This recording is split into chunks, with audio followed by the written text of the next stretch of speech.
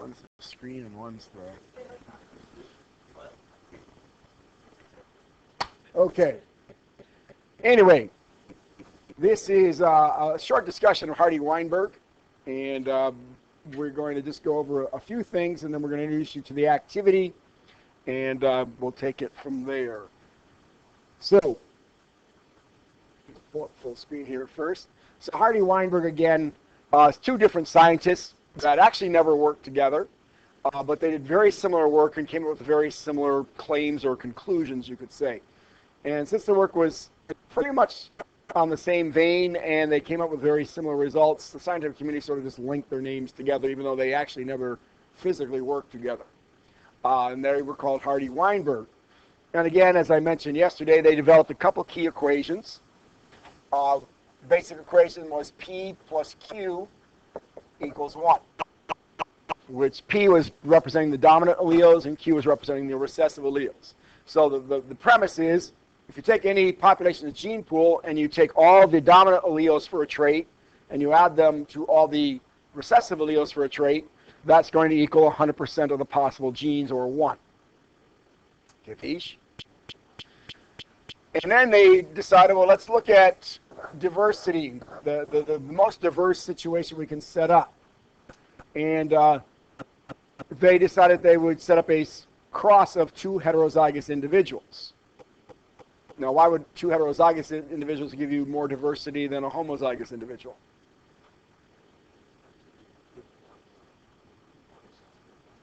If you're heterozygous, you carry 2 different genes. If you're homozygous, you carry how many different genes? 1. So let's assume both parents have the maximum diversity. They both carry a P gene, they both carry a Q gene.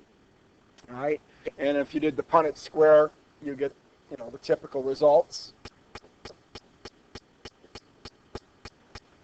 And so we can see then from this they developed their second equation, which is there's one chance to be homozygous dominant, PP, which represents P squared. And that's where that value comes from. There then also could be PQ. But how many chances are there to be PQ? 2. Thus we put a 2 in front of this. So 2PQ. And then there's one chance to be homozygous recessive, which we represent by Q squared. So if I were to take all the genotypes in a population, all the homozygous dominants plus all the heterozygotes plus all the homozygous recessives, that should equal 100% of the genotypes possible, or again 1. And so that's sort of the origin of where these two equations come from. Now, these equations were developed to try to find a way to predict or determine if a population is evolving or if it's stable. And the word they use is at equilibrium. We call it Hardy-Weinberg equilibrium. If you're at Hardy-Weinberg equilibrium, the frequency of the genes should remain relatively unchanged. If the frequency of the genes, however, is changed, then we are not at equilibrium, and that's considered that we are then in the process of evolution. Something is going on. So you have to do this at least twice because you have to have some comparison. So maybe you're studying a population, and you do this Hardy-Weinberg calculations today. You may revisit that population 2 years from now, 5 years from now, 10 years from now, whatever is appropriate, and you would do the calculations again. If the P and Q values are basically unchanged from year 1 to year 10, you would conclude what?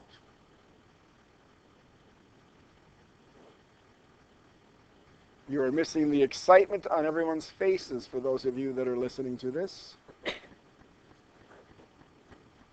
as everyone is totally brain dead.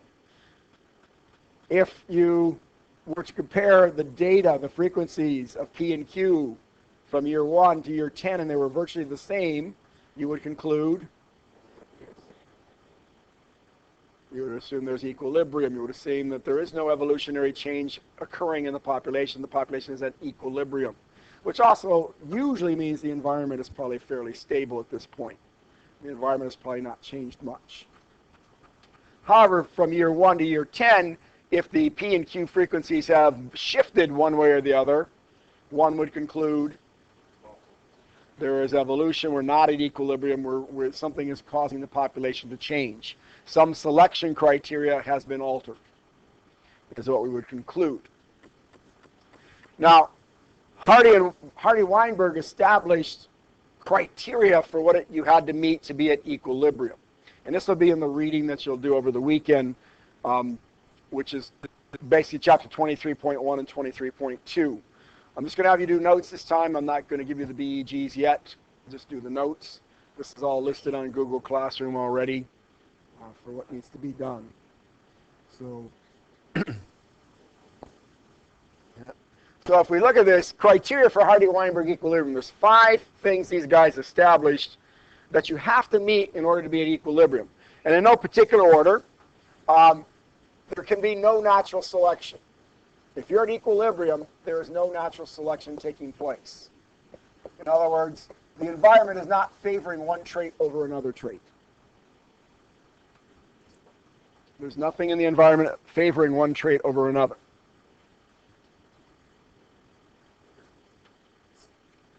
No natural selection.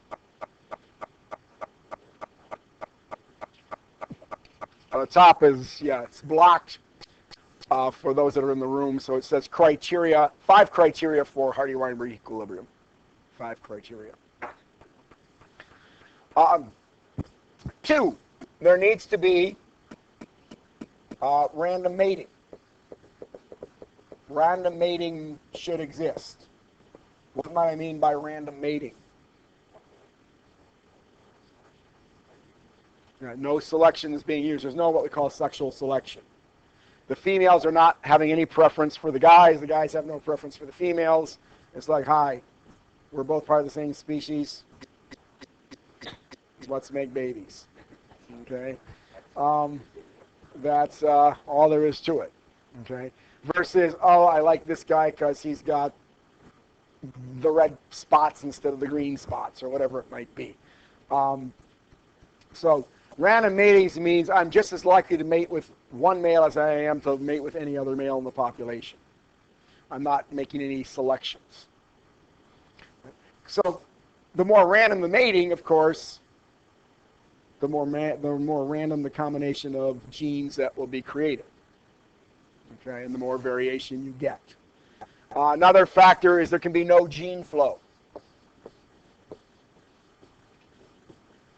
Gene flow is either the moving genes into a population or the moving of genes out of a population. So if a new individual comes into the population, or a group of new individuals come into the population, they might bring genes into the population that did not exist before. Or vice versa, if a certain segment of the population leaves, they might take certain genes with them and really reduce a particular characteristic within the population. So flow of genes in or out. Another criteria is it needs to be a large population. Large populations have much more resistance to change. Large populations are less susceptible to evolutionary pressure. Small populations, those factors intensify. And a very small subpopulation, and evolutionary pressure and pressure to change is much, much, much greater. And you'll see evolutionary change in smaller populations happens much more easily and much more frequently. And we'll talk more about that later when we talk about something called genetic drift and why small populations do that. And the 5th criteria is there can be no significant mutations. Because, of course, if there's mutations, you're going to possibly create new variations, which could lead to violation of the 1st criteria, which is no natural selection. So another way to look at that is if from year 1 to year 10 you see the frequency of genes basically be unchanged, you should also find those 5 conditions to be true. If any one of those 5 conditions is violated, if any one of those 5 conditions is not met, you almost always will find that the population frequency is shifting and that the population is in the process of evolving. Because if there is natural selection going on, somebody's being favored. And that should push it in that direction. If there isn't random mating, if the females are making a purposeful choice for some particular trait, that's going to shift the population. And so on. If you have new individuals coming in with new genes, that's going to shift the population. So forth and so on.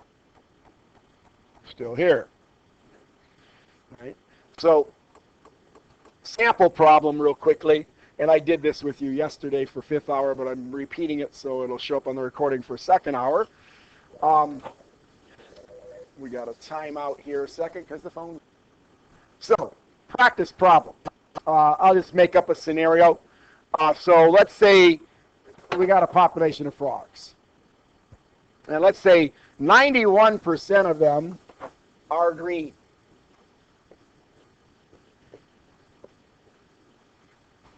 And green is the dominant trait. But 9% of them are blue, which is the recessive trait. So with that information, I can figure out frequencies of genes. So the key is you got to recognize what information you are getting. That's usually where people get hung up initially. To recognize what the information is you are getting. So 91% green. If we put the equation back on the board, p squared plus 2pq plus q squared equals 1. What does the 91% green represent in the equation? Represents what? Represents the p squared, and it represents the heterozygotes. So we're saying p squared plus 2pq equals 91%. That's not very useful to me because I've got 2 unknown variables. P is unknown, q is unknown, and I can't solve for both because I don't have enough information to solve for both. So often it's easiest to solve for the recessive trait because that's only usually one piece of information. And that is represented by what? Q squared. So in this case, Q squared represents the recessive trait, which is going to be 9%. If we want to put it into a fraction, that would be 0.09. 9%. All right. So that's representing Q squared, not Q. Q squared. These are homozygous recessive individuals. So this I can solve for because there's only one value, only one variable to solve for, Q. So how do I solve for Q in this case? Take the square root of both sides. If I take the square root of both sides, the square root of Q squared is Q. Square root of Q squared is Q. And the square root of 0.09 is going to be 0.30. Right? Or approximately 30%. Yeah. With that said, I can now go to the other equation and automatically and very quickly figure out Q. So P, remember, P plus Q equals 1. So plug in P plus 0.30 equals 1. And of course, subtract 0.30 from both sides, and you'll get P equals 0.70. So I now know the gene frequency. 30% of the genes in the gene pool for this frog population will be the recessive blue gene. 70% of the genes for this frog population will be the dominant green gene. If I wanted to solve, for some reason I wanted to solve for homozygous versus heterozygous dominant, I could now do that. For homozygous dominant, all I got to do is plug in p squared. So I'm going to plug in what? What's p? 0.70. Put in 0.70 squared. 0.70 squared is going to come out to 0.49, which is telling us 49% of the population we would expect to be homozygous dominant. And if I want to know the heterozygotes, same idea, just plug in your values.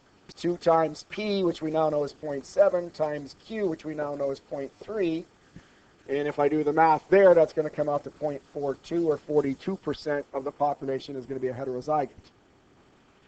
Overall, 0.49 plus 0.42, 0.91% will be green. And of course, 0.09% will be, 0.09% will be blue. Going anywhere. So that's a simple example. So I'm going to distribute the assignment handout on malaria and population genetics. If you were not in class on Friday, I've posted it on the Google Classroom. You don't need to print it out. You'll get a printout when you come back to class on Monday.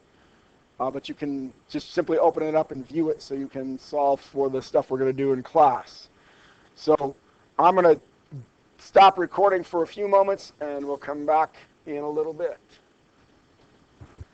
So we're going to take a look at the problems in step 2 in the handout on malaria and population genetics.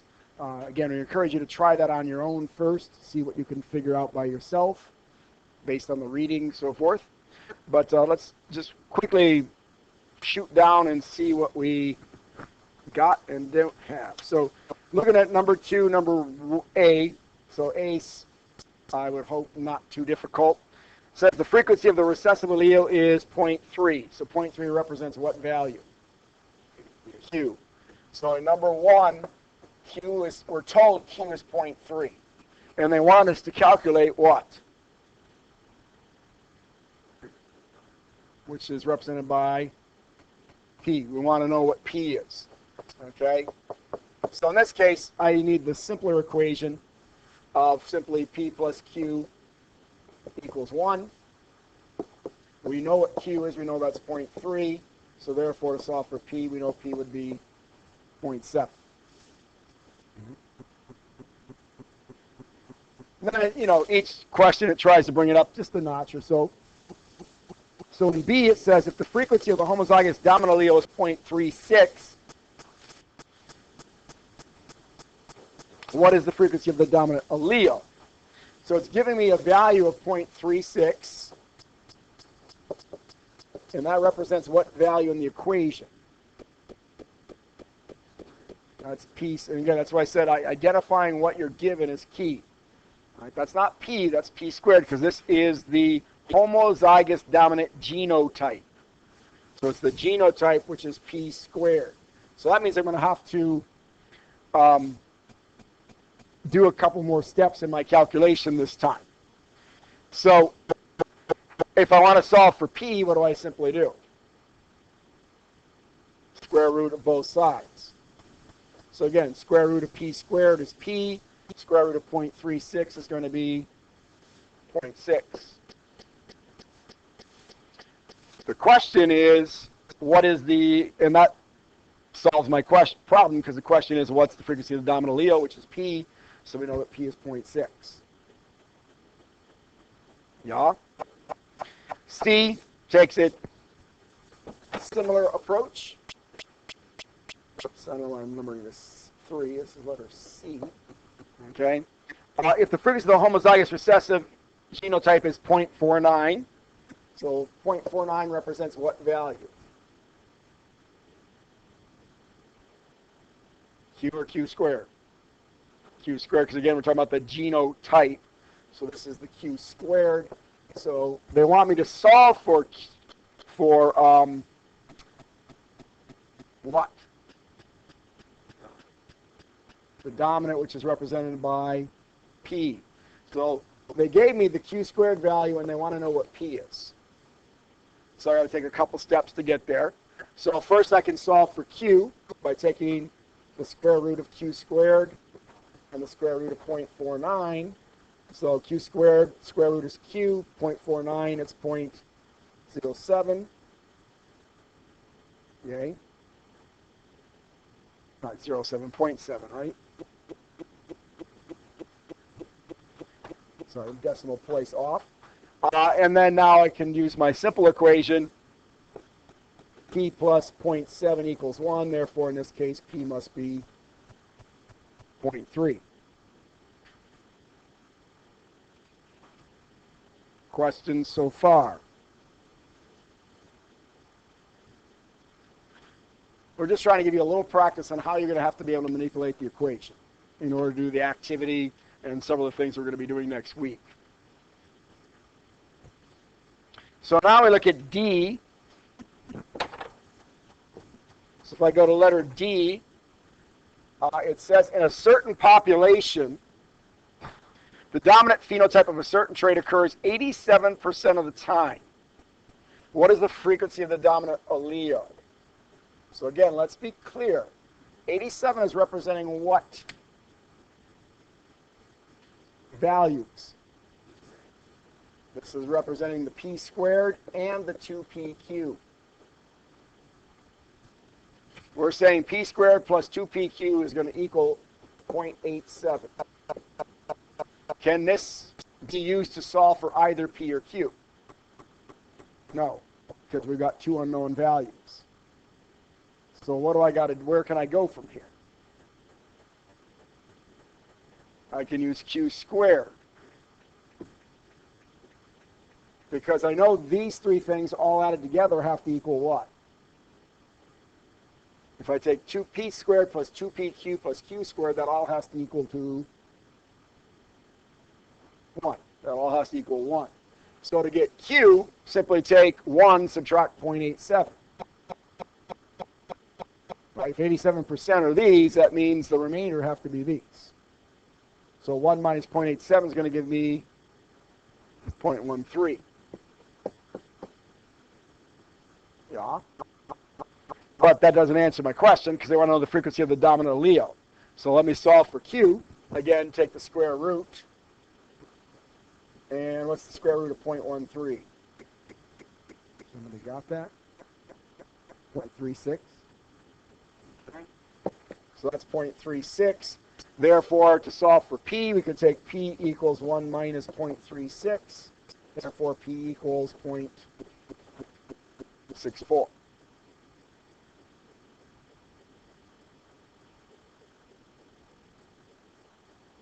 Still on the same boat? All right. Some people catch this right away, and it's really simple for them. Other folks, it takes a little bit of practice before it sort of really clicks.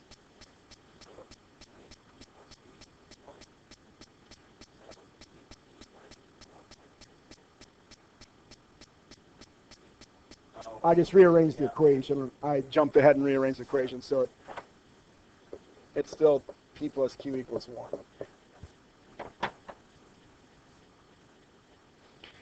Then if we take a look at letter E,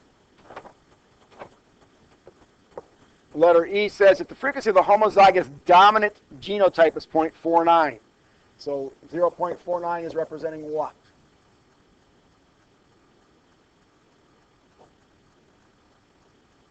Which one? P squared. It's representing p squared. Can I solve for p? Yeah, there's only one variable here. So like I've been doing for q, I can do the same for p. I can take the square root. Therefore, p equals 0.7. Again, p plus q, 0.7 equals 1. So p equals 1 minus 0.7, which means p equals 0.3. I'm sorry, thank you. Plugged in the wrong value. So I'm used to solving for q. So this case is 0.7 plus q equals 1. So therefore q equals 1 minus 0.7. Therefore q equals 0.3. And the question is asking, though, what's the frequency of the homozygous recessive? Well, again, what represents homozygous recessive? Q squared. We now know q is what? 0.3. So we take 0.3, plug it in. 0.3 squared is going to be point what? Squared? Squared. 0.09, yes. 0.09 or 9%. Yeah. And then letter F. At first seems, how do you do that? It's really pretty simple, you'll see in a second. But at first it definitely, but you'd be the norm if it didn't make a whole lot of sense at first. So this is more, F is more how you'll probably deal with it more often. It says if the frequency of a autosomal recessive disease, which means it's not carried on the sex chromosome. Remember, autosomes are the other 22 pairs, not the sex chromosome. The frequency of the autosomal recessive disease is 1 in 1,500. So it's a recessive disorder. What would have to be true for you to have a recessive disorder? If they have two recessive genes. Therefore, this 1 in 1,500 actually represents what value? Q squared. But I don't like to deal in fractions, so I need to convert this into some decimal point. All right? So Q squared, what's 1 divided by 1,500? 0, 0. Huh? I thought it was 3 zeros and 7. We'll round it up. 0.00007. Pretty small frequency. Okay? But just like before, we can now solve for Q by taking the square root. So what's the square root of 0.0007? I believe it's 0.025. Does that sound right? 26. So now that I know Q, again, I can solve for P. P plus 0.026 should equal 1. So P is going to be 1 minus 0.026. Therefore, P is going to be 0.974, I believe. Yay, nay? All right. Still haven't got my answer that they're asking for, though, yet. I still got to get a few more percentages before I can get to my answer. So I do also want to figure out P squared, 2PQ, and Q squared. All right. Well, Q squared I already know from the previous problem is 0.00007. So for P, I just got to plug in the value. 0.974 squared is approximately what?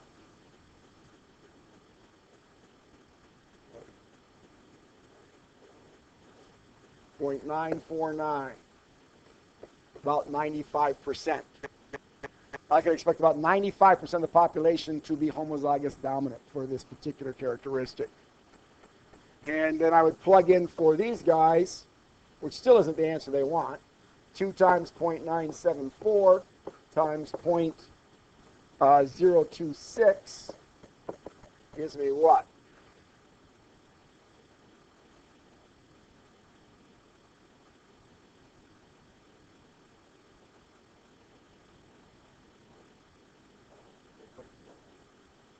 .05.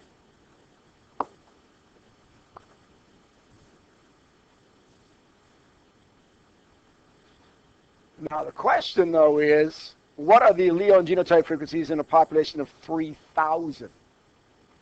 So basically, all I got to do is take my population size, which is 3,000, and multiply it by what? Depending on what value you want, I'm going to multiply them by these percentages. So in other words, what's 0.949 times 3,000? Essentially, what's 95% of 3,000?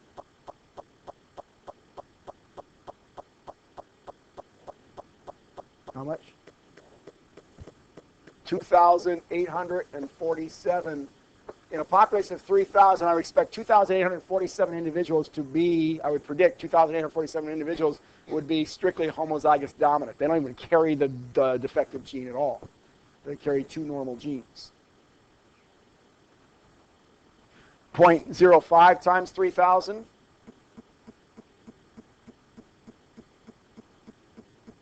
What do we got? 0.05. We'd expect 150 individuals to be carriers. They don't have the disease, but they carry 1 defective gene, which is what's keeping it alive in the population.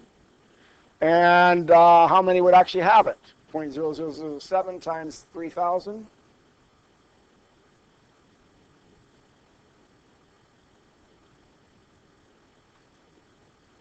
Two.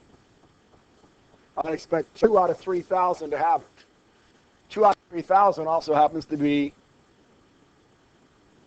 1 over 1,500. Okay.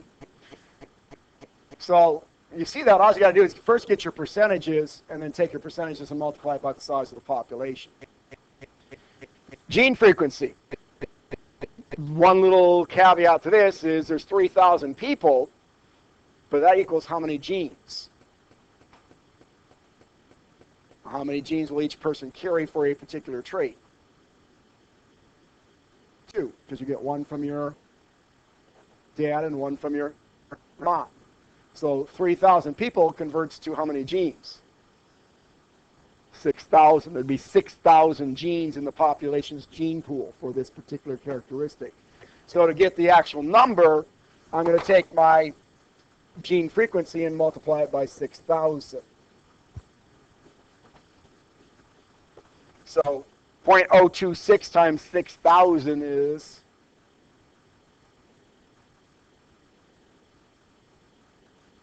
for someone to crunch it. I'm sorry. 100. So 156 out of 6,000 genes are defective. It's a very small percentage in this case, which is really sort of reality of how most diseases work. But at 156 genes out of 6,000 being defective, we can expect about 2 of every 3,000 to have an issue. And then 0.974 times 6,000.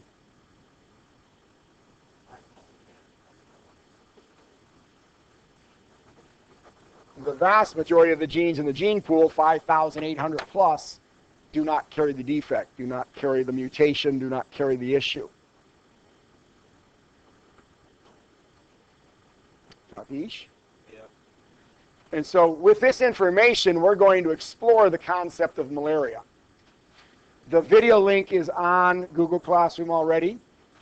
What you need to do is clearly spelled out on Google Classroom. Essentially, it's going to be reading 2 sections in the book, watching the video.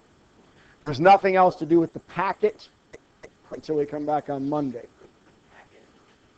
That is going to go under lab work. And we will stop there, obviously.